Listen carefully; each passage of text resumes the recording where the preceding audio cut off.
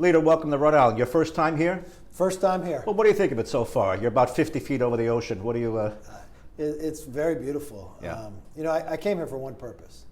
This is the year that we have somebody that has a plan to help turn this country around in Allan. And just watching what he had done as mayor, taking a city to be one of the very best from economics, from safety, that's what the country needs as a whole. And we've got a real opportunity, Allan, to add a seat in Congress. Now, is this personal? Because if Allan Fung wins, you've struck a blow right in the heart of the bluest of the blue states. Congressman Langevin has been elected and re-elected and re-elected. So is this a feather in your cap? What would it be to get a Republican here? It wouldn't be about a Republican, it'd be about America getting back on the right track. I think that's what, when you're looking across the country, we just had a race in Texas on the border that Republicans hadn't won in 150 years, that Biden won by 13. And Mayra Flores, who had never run before, just won that seat. First Mexican-born woman ever elected to Congress. It's a change in this country that people want to have safety. They're tired of the cost of living, the inflation, what's being driven by the Democrats. They don't want to defund the police. They want a secure border. They want to stop fentanyl from coming across. And we need somebody like Allan to make that happen. What tells you Allan's going to win? You have numbers that I haven't seen. What do you have? You wouldn't come here if you didn't think you had a shot. Of all the places across the country I could come, this is one of the first places I made sure I can. When you meet Allan, you know he's special. You know this is a unique opportunity. You know what he has provided and what he's willing to give. You know the background, his experience. I think this is a once-in-a-lifetime opportunity. And I'm not only just coming here today, but we're going to be here for the next 94 days to make sure he gets across the district. Now, what kind of Republican are you looking for out of Rhode Island? Because we've had them before. It's been a while. Yeah. But most of them are moderate. Some people might say, well, they're rhinos, Republican in name only. They've got to walk a fine line. In Washington, they've got to come back here and deal with the Democrat state and the rest of the delegation. So a moderate Republican, you expect that? I believe Allan represents his district. And that's the number one thing he should do in Congress. He'll be a part of the Republican conference, but he represents his district first and foremost, and the Constitution. And he votes the way the district and the way his principles and philosophy state. All right. Well, let me ask a question in Rhode Island's self-interest. Yes. If we send you a Republican and you become the Speaker, what does that mean for us? Jack Reed does a very good job in bringing a lot of money home to Rhode Island. Yeah. Does he have your interest? Does he have your ear? Are we going to be getting something as a gift in return? In politics, it's not a payoff system. What they're going to get is good government. What they're going to get is someone who listens to them. What they're going to get from a standpoint, if I'm here with Allan, from the point, and his expertise and the time I've spent with him, I want to make sure he gets on with the very best committee to have that voice for his district at the head of the table. And more importantly, I believe we'll be in the majority. So if everybody in the Northeast, I think they're going to be coming to Allan to get the work done because he'll have the most say and most input. Now, Allan's Democratic opponent, so the first thing they say is his first vote will be to put you as Speaker, and that's a bad thing. And they go after him for wearing a Donald Trump hat in the picture. Well, I think the number one thing they should look at is his record. What did he do when he was mayor? Why did he turn a city around to make it one of the best cities in the country, one of that is the safest? Economically, he made the bond rating even higher. That's what you want in an elected official. For those who just want to pick up on party, I don't think that's right. You want to pick the very best person. And when you compare Allan to all the opponents, it's an easy answer to have that he's the best to represent Rhode Island. All right, let's just talk about a couple of other things. The Chinese today launched a bunch of missiles, and they're acting up over there. Did Nancy Pelosi make a mistake in going? Is she poking a bear? Well, I look at it like this. I think Nancy should go to Taiwan. I think her timing was wrong. Why to go to Taiwan and just make it partisan? Why wouldn't she take a Republican? I would have gone with her. Why would she go at a time that you're trying to keep China away from supplying weapons to Russia? And what really happened is this administration. Biden should not allow China to talk to us this way. He shouldn't have said at the beginning, well, the military doesn't want her to go. He should have said from the very beginning, China cannot dictate where Americans go to any country in that process, and that opened a window that created a real problem here. Just a point of clarification, didn't she invite Republicans and they think, didn't want to go? No, I think at the last minute she invited one Republican. You know what happens when you go on these congressional delegations to other countries? Every single one of them is bipartisan. Every single one. Yeah. The only one that's not is Nancy Pelosi's. And when she went to Ukraine, she didn't take a Republican. I recently went to Poland, to the border of Ukraine, to Romania. I didn't have one Democrat with me, I had two. It was a bipartisan. You want to speak with one voice, especially when you're overseas. And what could be a stronger message to China and everyone else that Republicans and Democrats are united in one voice against China? That becomes a real problem when you make it partisan like that. And I think that's where Nancy Pelosi messed up. I think she's of the same party of Joe Biden, but Joe Biden is our president. Why didn't she work with Joe Biden that if they had one message about her going to Taiwan? Mm-hmm. I think that would have been a stronger message to China. Now you've allowed China to have a military test that they never could have done anyway before, that they want to capture Taiwan. She now propped Xi up, who is changing the Constitution to go beyond his term limits and made him stronger. I think the way she handled this was wrong. Now, the idea of going to Taiwan was right, but her process, her strategy behind it was wrong.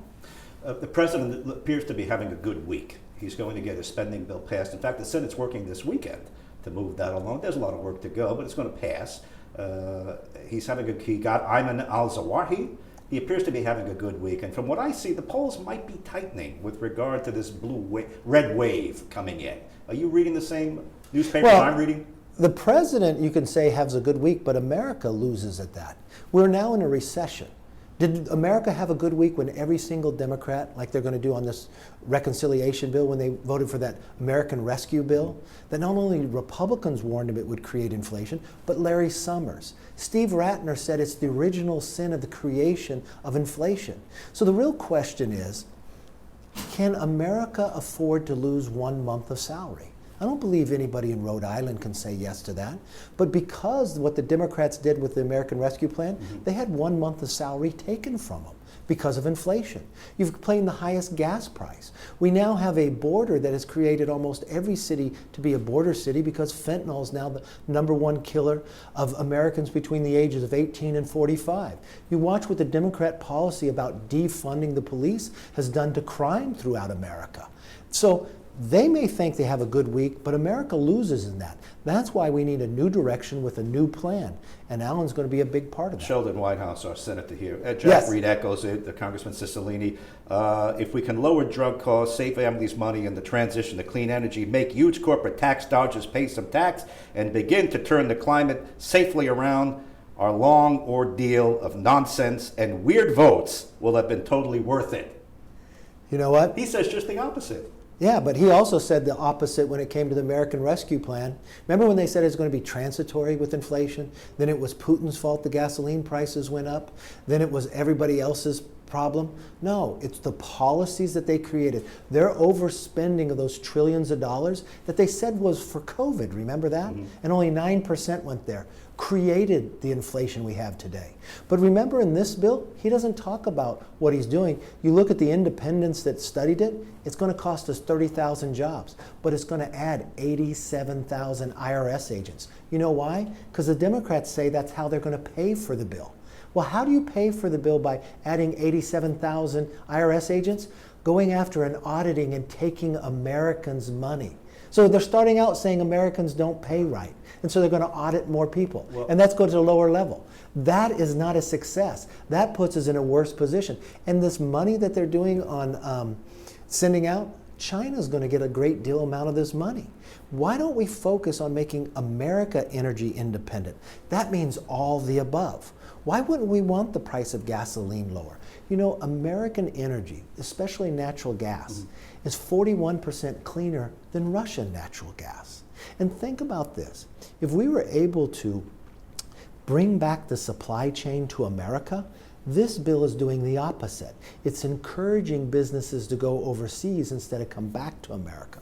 One of our elements in the commitment to America in our plan is to change the supply chain, bring it back from China to America, create a manufacturing base in America, make sure America's independent, lower our gasoline price, which will lower inflation, stop the runaway spending, which will also lower inflation, secure our borders, give the parents a Parents' Bill of Rights, where they have a say in their kids' education. They know what's going on in their schools. I think America would say that is a success. Just a couple of lightning round questions. Sure.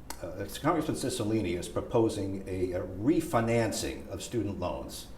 Waive the interest, but still pay back your original principal you borrowed. Have you heard about this? Does that sound attractive to you? Waive the interest, let everybody borrow as much as they want, you still pay back the principal. Is that a compromise? I don't think it's a compromise because somebody else is paying for that interest. You can't waive the interest as magic wand. Who paid that money? Then the taxpayer pays it. Then who is the taxpayers that's paying it? The thing I believe is, why don't we make college more affordable? Why don't we get a greater return on the investment? And from the standpoint of where we're doing this, they just want it, they think everything's free money. Like if he thinks that's free, someone had to pay the interest, and that's more of the taxpayers. So it's going to end up somebody who didn't go to college paying for someone who had a law degree, who gets a greater return. I don't think that's fair in the process. There's a better way to do this, to make college more affordable. Everything they have done has made life more expensive. When you go to the store, your milk costs more, your eggs cost more, your meat, your chicken, everything costs more because of their policies. So I wouldn't trust Cicilline with any policy to think we're going to save money. It's just going to cost the taxpayers more, and there's going to be more IRS agents to audit your taxes. Let's finally bring it full circle. Donald Trump. Yes. This is something you may like that Sheldon Whitehouse said. He told me that it's a slippery slope for one party to prosecute the former president of another party. How do I square that with the Attorney General saying no one is above the law? No one is above the law, with it's a slippery slope to go down. Where do we stand? Well, I'm not sure exactly what you're talking about, but I want an Attorney General. If the Attorney General at some point brings criminal charges against the former president, that is a slippery slope to go down, as Sheldon Whitehouse would agree, for any party. But yet the Attorney General the other day said no one is above the law. So square those two. Well, this is how I would square it. If you look at Bill Barr, who's been Attorney General twice, he looks at this and says he doesn't see that President Trump has done anything, right? But why does this current Attorney General seem to be so partisan? He went after parents who went to school board meetings to see what was happening. He called them terrorists. We've watched what he has done is he lets other people go, but he prosecutes others. And it almost seems at times it's based upon somebody's policies or someone's philosophical beliefs. I think that is wrong. I believe in America, our court system should be fair. Nobody should be above the law. But at this point in time, why is he looking at something when nobody else thinks anyone's broken the law? Stop playing politics. And what I would really say to the Democratic Party, here you are, brought us inflation that we haven't had in 41 years, our highest gas prices, streets that are unsafe, a border that's unsecure, and you don't have one plan 94 days from now to fix any of it. You're doubling down with this new bill that's going to bring us more inflation, raise more taxes. It's the wrong direction. That's why Allan running is more important than any time before, because he's part of a plan to put a new direction on America and not focus on people by politics, but focus on people, period. Very good. Leader, thanks. Thank you. Appreciate your time.